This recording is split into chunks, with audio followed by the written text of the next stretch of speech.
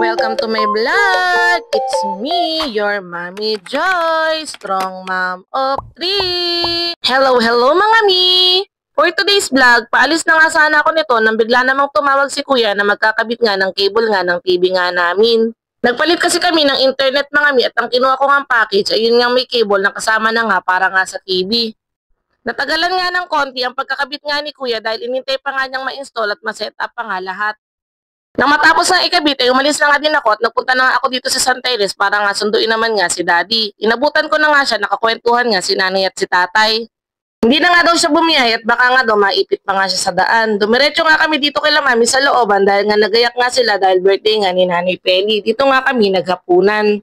Nalinis na din pala ni mami tong swimming pool kaya tingnan niyo naman at tinabutan ko na nga tong mga bata na talagang enjoy nga talaga sa paliligo. Wow. Nakakatuwa nga din ng Atina dahil hindi na nga din siya takot dahil nung una nga ay takot na takot pa nga yung maligo at ayaw nga isuot nga yung vest at gusto nga niya ay nasa gilid nga lang din siya ng swimming pool. Ngayon nga, yung yabang-yabang na nga talagang maglalangoy pa nga sa gitna.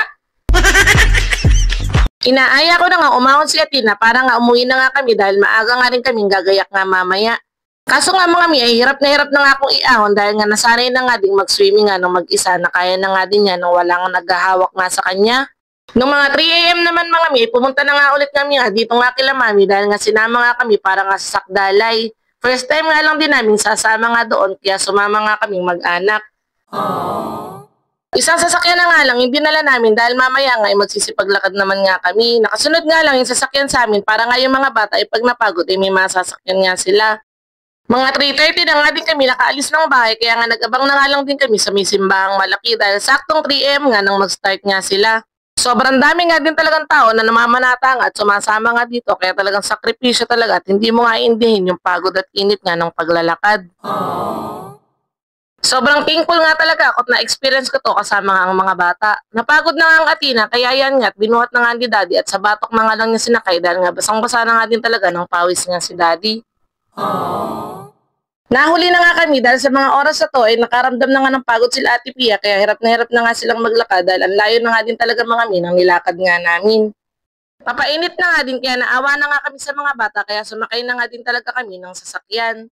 Inantok na nga si Kuya Emil dahil wala pa nga talagang katulog-tulog nga yung bata na yan dahil naiwan nga kila mami hindi naman daw pala natulog. Hanggang sa makaalis nga kami ay hindi naman nga nakatulog kaya ayan sa sobrang pagod nga ay nakatulog na nga. Nakita pa nga ni Auntie na to, minipan nga ni Ate Nicole at tiniram nga at sa akin naman nga tinututok.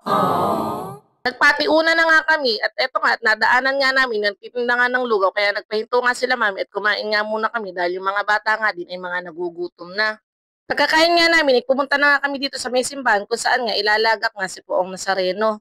Hindi na nga din namin natagpas mga mi dahil si Kuya Emil nga ay dumugo pa nga ang ilong kaya inuwi na nga din namin dahil sobrang init na nga din ng mga oras nga na yan. Nung kinagabihan naman mga mi, tumawag naman ang aking hipag at meron nga daw siyang ginayak na halo-halong at bagay na bagay nga sa mainit na panahon kaya nga pumunta nga din kami.